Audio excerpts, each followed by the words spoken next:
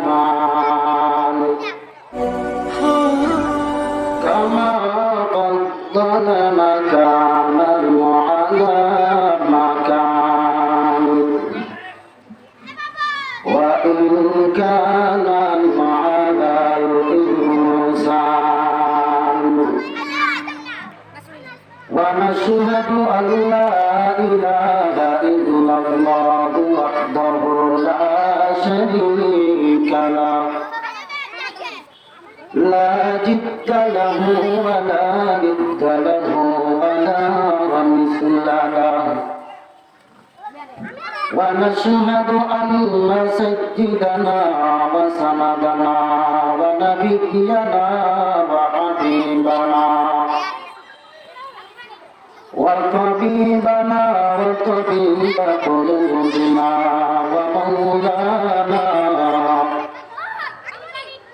ومولانا محمدا عبد الله ورسوله الذي أرسله الله تعالى بالحق بشيرا ونذيرا وداعيا إلى الله بإذنه وسراجا وقمرا منيرا أما بعد فأعوذ بالله من الشيطان الرجيم بسم الله الرحمن الرحيم قل يا عبادي الذين أسرفوا على أنفسهم لا تقنطوا من رحمة الله إن الله يغفر الذنوب جميعا إنه هو الغفور الرحيم قال النبي صلى الله عليه وسلم من مات وهو يدعو من دون الله ندا أدخل النار أو كما قال عليه الصلاة والسلام وقال الله تعالى في شان حبيبه ومحبوبه ومعشوقه آمرا ومخبرا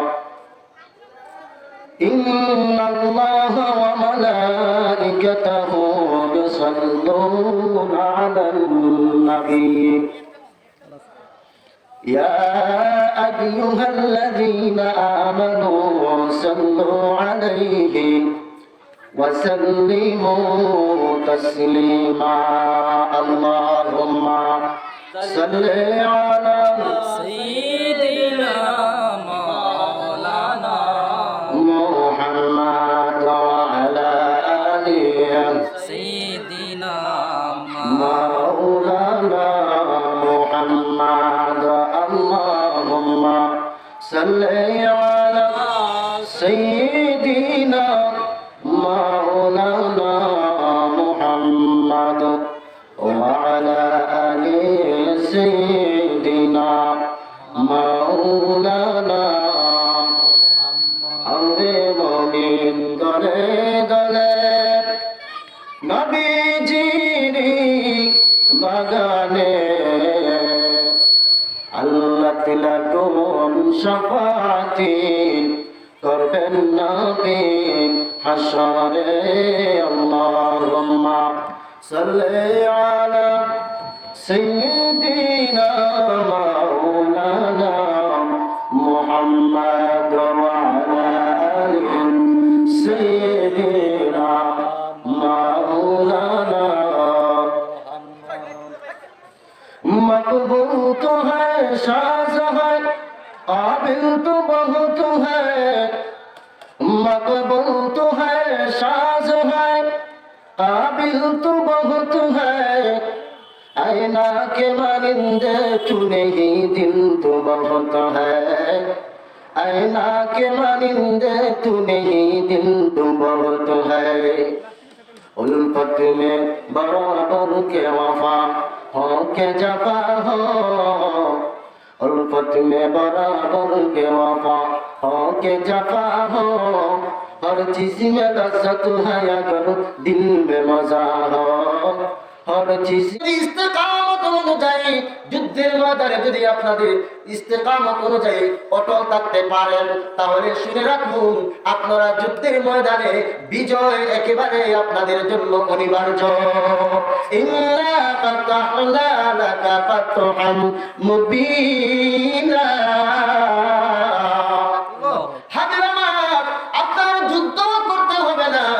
আমি আল্লাহ রাব্বুল আলামিন আপনাদের ইস্তেকামত থাকার কারণে আমি আল্লাহ আপনাদেরকে বিনা যুদ্ধে মক্কাকে আমি বিজয় করে দান করেছিলাম। সৈন্য সিকান্দার যখন এইভাবে দোয়া করতেছে আমরা পাপ কবুল করে নিলেন।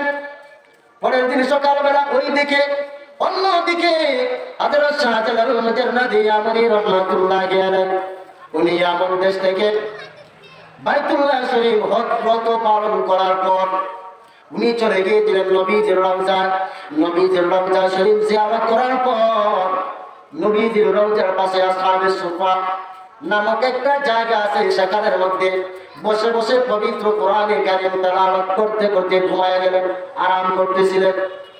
ওই সময় আমার নবী জিন্দা নবী হায়াতুন নবী আব্দুল কাদের জিলানী রাহমাতুল্লাহি আলাইহি বলতেছেন, রে আব্দুল কাদের তুমি মদিনার মধ্যে আসহাবে সুফার মধ্যে আরাম করতেছো, তুমি একটু চলে যাও বাংলার জমিনের মধ্যে, সিলেটের ভূমির মধ্যে গিয়ে দেখো সেখানের মধ্যে গৌর গোবিন্দ নামে একজন জালেম বাদশা আছে।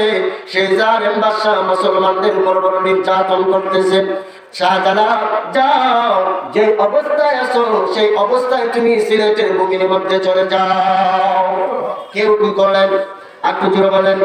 আমার নবী সরাসরি শাহজালালকে হুকুম করে দিলেন। বাবা শাহজালাল রাহমাতুল্লাহি আলাইহি একটা মুহূর্ত দেরি করলেন না। ওনার সঙ্গে ছিলেন 12 জন সহচর। ওই 12 জনকে নিয়ে হযরত শাহজালাল মুজাররাদি আমরি রাহমাতুল্লাহি আলাইহি ঘোড়ার মধ্যে সওয়ার হয়ে গেলেন। কোথায় আসবেন? সিলেটের জমিনের মধ্যে চলে আসবেন। যখন ঘোড়ার মধ্যে সওয়ার হয়ে গেলেন, সিলেটের জমিনের মধ্যে চলে আসলেন। ওই জায়গায় আসলেন যেই জায়গার মধ্যে সেনাপতি সিকান্দার উনি মুসলিম সৈন্যদেরকে নিয়ে তাঁবু গেড়েছিলেন এবং রাত্রবেলায় আল্লাহর দরবারে ফরিয়াদ জানিয়েছিলেন সাহায্য করার জন্য। ওই জায়গা পর্যন্ত যখন শাহজালাল মুজাররাদি আমরি রাহমাতুল্লাহি আলাইহি ওনার 12 জন সহচরকে নিয়ে যখন চলে আসলেন, সিকান্দার দেখতে পাইলেন যে দূরে যেন দেখা যায় কয়েকজন মানুষ পাগড়িওয়ালা সুন্দর বেশে তারা যেন আসতেছে। সেনাপতি সিকান্দার উনি ভাবতেছেন মনে হয় আমরা তাহাজ্জুদের সময় আল্লাহর দরবারে সাহায্য চেয়েছি, মনে হয় আমাদেরকে সাহায্য করার জন্য আল্লাহ পাক কোন ফেরেশতা মনে হয় পাঠাইছেন। কিছু তারা যখন চলে আসলেন, বাবা শাহজালাল মুজাররাদি আমরি রাহমাতুল্লাহি আলাইহি সিকান্দার ওনাদেরকে সালাম জানাইলেন। সালাম জানিয়ে বললেন, সিকান্দার বলতেছেন আপনি কে? মনে হয় আল্লাহর পক্ষ থেকে কোন ফেরেশতা। আল্লাহ শাহজালাল মুজাররাদি আমরি বলেন, হ্যাঁ সেনাপতি সিকান্দার, আমি কোন আল্লাহর পক্ষ থেকে কোন ফেরেশতা আসি না। আমাকে সরাসরি আমার নবী জিন্দা নবী হায়াতুন নবী রওজা থেকে সরাসরি হুকুম করেছেন তোমাদের কাছে তথা সিলেট ভূমির মধ্যে চলে আসার জন্য। সেই জন্য আমি শাহজালাল তোমাদের কাছে চলে আসলাম। সুবহানাল্লাহ। এবার সেনাপতি সিকান্দার বলতেছেন, আল্লাহর ওলি শাহজালাল, আমি সেনাপতি দায়িত্ব গ্রহণ করেছিলাম, এখন থেকে আমি সেনাপতির দায়িত্ব বাদ দিয়া আল্লাহর ওলি গো এই নেন আমার সেনাপতির মুকুটটা আপনার মাথার মধ্যে পরাইয়া দিলাম, আর আমি সিকান্দার সাধারণ যোদ্ধা হিসাবে রয়ে গেলাম। লম্বা কাহিনী সংক্ষেপ করতেছি। বন্ধুরা আমার, হযরত শাহজালাল মুজাদ্দিদ আপনি রাহমাতুল্লাহি আলাইহি ওনার 12 জন সহচরকে নিয়ে এবং সিকান্দার সহ ওনার সৈন্যদেরকে নিয়ে যখন সিলেটের গৌরগোবিন্দের রাজ্যের মধ্যে আসার জন্য যখন রওনা দিবেন, যখন সুরমা নদীর কাছে যখন আসলেন, দেখতে পাইলেন কোনো খেয়াও নাই, কোনো আহারও নাই, কোনো নৌকার কোনো ব্যবস্থা নাই। কিভাবে সুরমা নদী পাড়ি দিবেন? কারণ এর অনেক পূর্বে জালেম বাদশাহ গৌরগোবিন্দ যাতে করিয়া কোন মুসলমান তার রাজ্যের মধ্যে আসতে না পারে, সেই জন্য সমস্ত কেওয়া সমস্ত নৌকাগুলা সেখান থেকে সরাইয়া দিয়েছিল। এবার আল্লাহর ওলি শাহজালাল মুজাদ্দিদ আপনি বলতেছেন, হে আমার সৈন্যরা, চিন্তার কোনো কারণ নাই। উনি আল্লাহর দরবারে দুইটা হাত বাড়াইলেন, রব্বুল আলামিন, এখন সুরমা নদী আমি কেমন করে পাড়ি দিব? তোমার সাহায্যের প্রয়োজন। আল্লাহ রব্বুল আলামিন বললেন, আমার ওলি গো, টেনশনের প্রয়োজন নাই, চিন্তার প্রয়োজন নাই। আপনার মাথার মধ্যে যে পাগড়ি মুবারক খানা আছে, ওই পাগড়ি মুবারক খানা আপনি সুরমা নদীর পানির মধ্যে বিছাইয়া দেন, আর ওই পাগড়ি মুবারকের মধ্যে দিয়া সবাই পার হইয়া যাইতে পারবেন। এটা হলো একটা রওয়ায়াত, একটা বর্ণনা। আরেকটা বর্ণনা হলো, ও আল্লাহর ওলি, প্রত্যেকের কাছে যে জায়নামাজ আছে, ওই জায়নামাজটা পানির মধ্যে বিছায়া দিন। পানির মধ্যে বিছায়া যখন দেওয়া হলো, সঙ্গে সঙ্গে জায়নামাজের উপর দিয়া সমস্ত মুসলিম সৈন্যরা সিলেট ভূমির মধ্যে গৌরগোবিন্দের রাজ্যের মধ্যে চলে আসলো। বলেন সুবহানাল্লাহ। বন্ধুরা আমার, পূর্বের মতো যখন সুরমা নদী যখন পাড়ি দিবেন, গৌরগোবিন্দের সৈন্যরা চতুর্দিক থেকে তীর মারা যখন শুরু করলো, দলক মারা যখন শুরু করলো, কিন্তু দেখা গেল আল্লাহ রাব্বুল আলামিনের কেরামত সেখানে হযরত শাহজালাল মুজাদ্দিদ আপনি রাহমাতুল্লাহি আলাইহি কেরামত সেখানে ফিট হয়ে গেল। কেরামতটা হলো ভাই, যে গৌরগোবিন্দের সৈন্যরা তীর যে মারতেছিল মুসলিম সৈন্যদের উপর, দেখা গেল যে কাফের বেঈমানেরা তীর মারে মুসলিমদের উপর, সেই তীর মুসলিমদের উপর না পড়িয়া আল্লাহর ওলি শাহজালালের উপর না পড়িয়া ওই তীরটা আবার ফিরত যে তীর মেরেছিল তার বুকের মধ্যে গিয়া ঢুকে। যে তীর মারে, যে বেঈমানে তীর মারে, সেই বেঈমানের বুকের মধ্যে উল্টায়া তীরটা পড়ে। এমন অবস্থায় সৃষ্টি হয়ে গেল। এবার গৌরগোবিন্দর সৈন্যরা ভাবতেছে, হ্যাঁ, যদি এই অবস্থায় হয়ে যায় আমাদের তীরে আমরাই মারা যাব, অতএব আর যুদ্ধ করবো না। আর এইভাবে যখন সবাই ভয়ে যখন পালাইয়া গেল, গৌরগোবিন্দের যত কাফের বেঈমান সৈন্যরা ছিল সবাই ভয়ে পালাইয়া গেছে।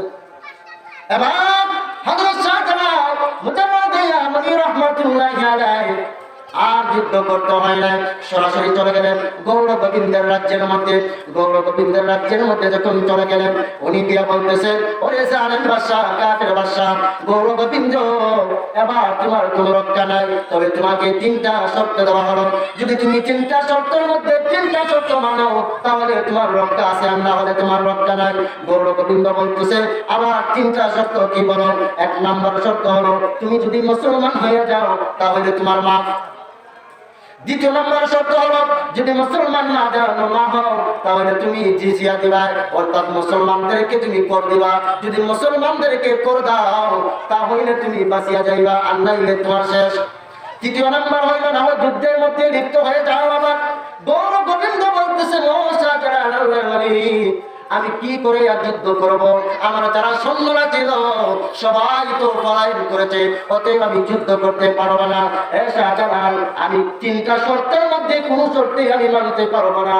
শাহজালাল, আমি আপনাকে উল্টা একটা শর্ত দেব, বলেন আমার শর্ত আপনি মানবেন কি না? এবার শাহজালাল রাহমাতুল্লাহি আলাইহি বলতেছেন, হ্যাঁ জালেম বাদশাহ গৌরগোবিন্দ, বলো তোমার শর্তটা কি আমি শুনি।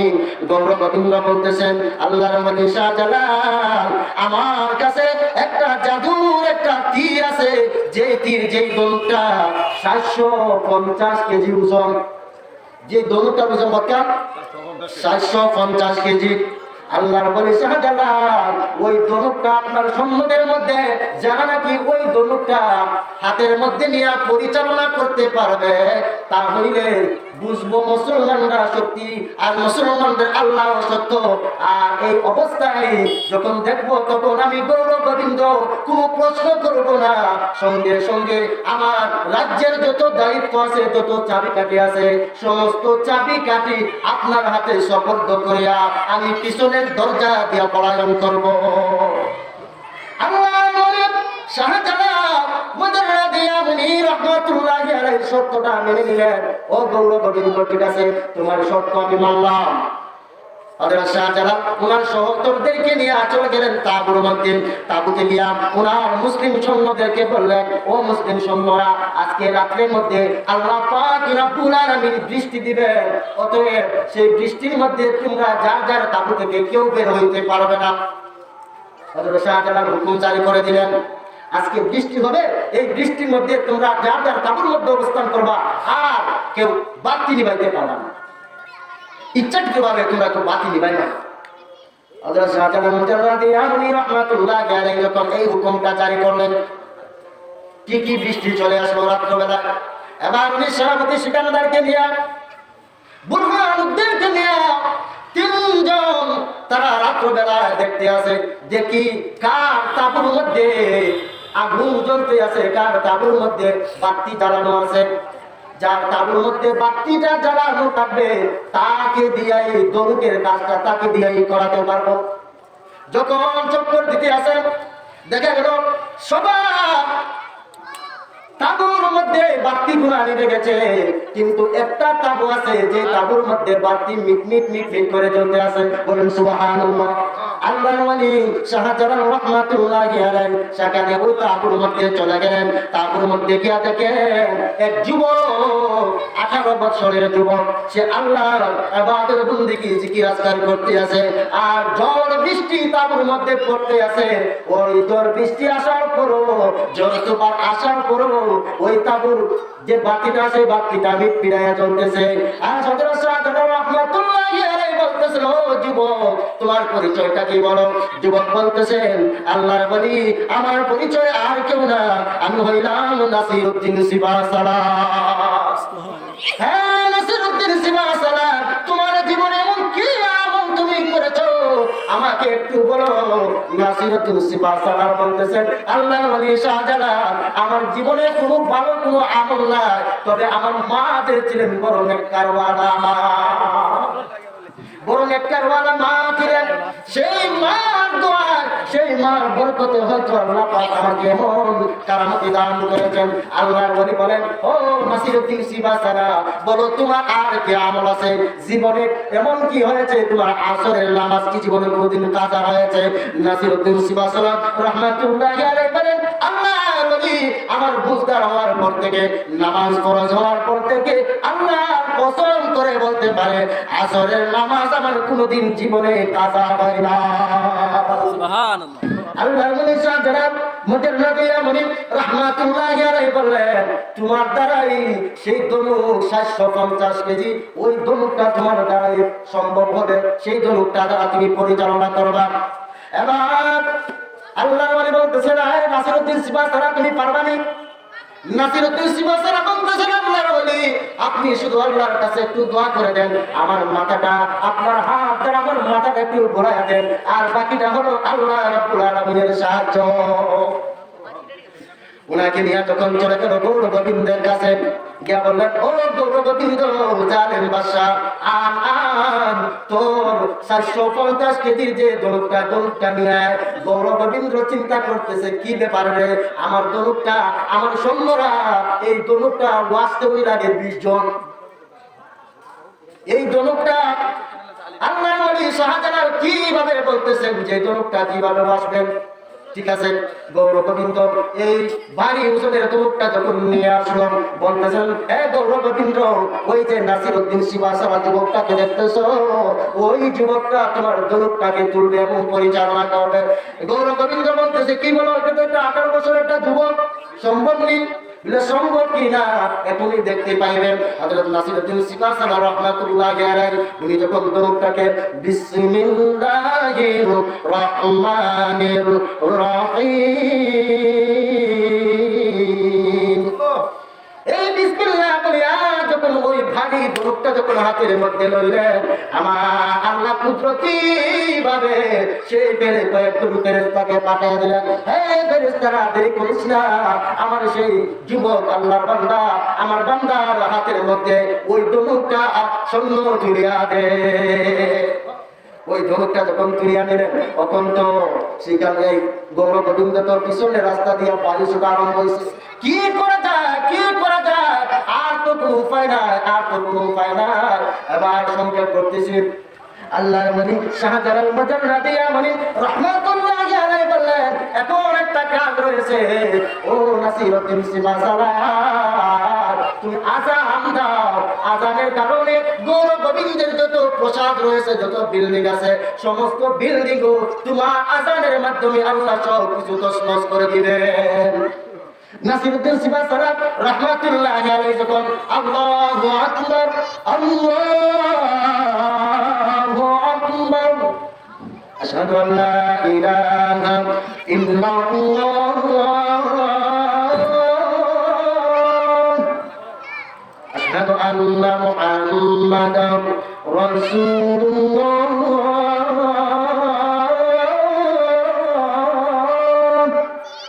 এই পর্যন্ত যখন আসলে দেখা গেল আযানের সঙ্গে সঙ্গে গৌর গোবিন্দর যত বিল্ডিং ছিল সবগুলা তছনছ হইয়া মাটির জমিনের মধ্যে চাপা শুরু হয়ে গেছে, সব কিছু ভাঙ্গিয়া তছনছ হয়ে গেছে।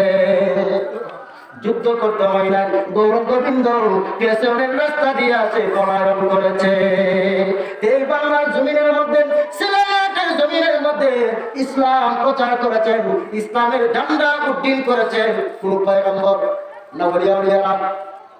আমার কথা বুঝেন না, কোন নবী আসিয়া ইসলামের দাওয়াত দিয়েছেন না, ওলি আউলিয়াদের মাধ্যমে ইসলামটা বাংলার মধ্যে ছড়ানো হয়েছে, ওলি আউলিয়াদের মাধ্যমে। অতএব ওলি আউলিয়াকে কোনো ক্ষেত্রে খাটো করা যাবে না, ওলি আউলিয়াকে কোনো ক্ষেত্রে অমান্য করা যাবে না। আলা ইল্লা আউলিয়া আল্লাহি লা খাউফুন আলাইহিম ওয়া লা হুম ইয়াহজানুন, যারা আল্লাহর ওলি হয়ে গেছে তাদের দুনিয়াতেও কোনো ভয় নাই, আখিরাতেও কোনো ভয় নাই, তারা কোনো চিন্তিত হবে না। আল্লাহর বান্দা নবীজির উম্মতের দল, অতএব ওলি আউলিয়াদের সান্নিধ্যে সবাইকে যেতে হবে কিনা ধরে বলেন। সহবতে সালেহ তোরা সালেহ কুনাম, সহবতে সালেহ তোরা সালেহ কুনাম, সহবতে সালেহ তোরা সালেহ কুনাম, এক জামানা সহবতে বা আউলিয়া, এক জামানা সহবতে বা আউলিয়া, বাহার সদকা রহমাতুল লিল বারিয়া। ওলি আউলিয়ারা ওনাদের সান্নিধ্য অর্জন যেতে হবে, ওনাদের দোয়া নিতে হবে। আমরা যদি ওলি আউলিয়াদের সান্নিধ্যে যেতে পারি, তাহলে আপনি আমার দরজাও আল্লাহ রাব্বুল আলামিন দুনিয়া থাকাকালীন অবস্থায় আপনি আমার দরজাও বুলন্দ করে দিবেন, আপনি আমার রিজিককে কুশারা করে দিবেন। আল্লাহ রাব্বুল আলামিন বলেন, যারা ওলি আউলিয়াদের সান্নিধ্যে চলে যাবে তাদের জীবনে যদিও গুনাহগার হয়ে থাকে, অনেক গুনাহ করেছে যদিও হয়ে থাকে, আল্লাহ পাক ওলি আউলিয়াদের মাধ্যমে তার জিন্দেগানের গুনাহকে মাফ করাইয়া তাকে জান্নাতের মেহমান বানিয়ে দিবেন। সুবহানাল্লাহ। আল্লাহ বলেন, قل يا عبادي الذين أسرفوا على أنفسهم لا تقنطوا من رحمة الله। আল্লাহ বলেন, ও মায়ের বান্দা, ও মায়ের বান্দিরে, তোমরা যারা নিজের রক্তের উপর জুলুম করেছো, যারা জুলুম করতে করতে গুনাহ করতে করতে গুনাহের সাগরে নিজের জীবনটাকে ডুবাইয়া দিছো, এখন মনে মনে ভাবতেছো যে আমার মতো গুনাহ নয়, এই করার মধ্যে আর কেউ নাই, আমাকে মনে হয় আল্লাহ মাফ করবে না, আমাকে মনে হয় আল্লাহ ক্ষমা করে দেবে না। ও মায়ের বান্দা, শুনে রাখো, দুইটা চোখের পানি বানাইয়া আমি মাওলার দরবারে চাও। যদিও তোমরা পার পরিমাণ গুনাহ করে, আমি মাওলার দরবারে চাইতে দেরি হবে, আমি মাওলা তোমাদেরকে মাফ করতে দেরি করব না।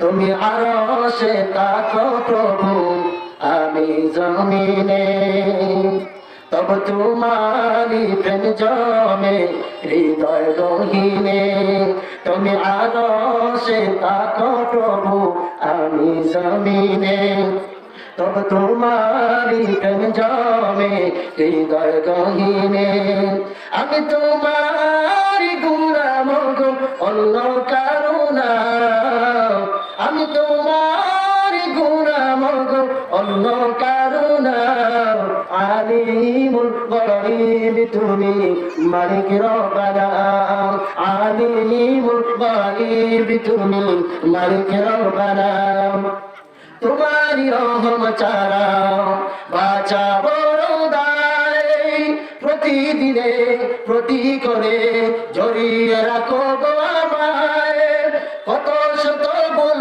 মাফ করে দাও কত শত ভুল মাফ করে দাও জানা কি ও জানা আমি তোমারি গোলাম ওগো অন্য কারো না আমি তোমারি গোলাম ওগো অন্য কারো না আলিমুল গায়ব তুমি মালিক রব্বানা বলুন আলিমুল গায়ব তুমি মালিক রব্বানা আল্লাহু আল্লাহু আল্লাহু আল্লাহু আল্লাহু আল্লাহু আল্লাহু আল্লাহু আল্লাহু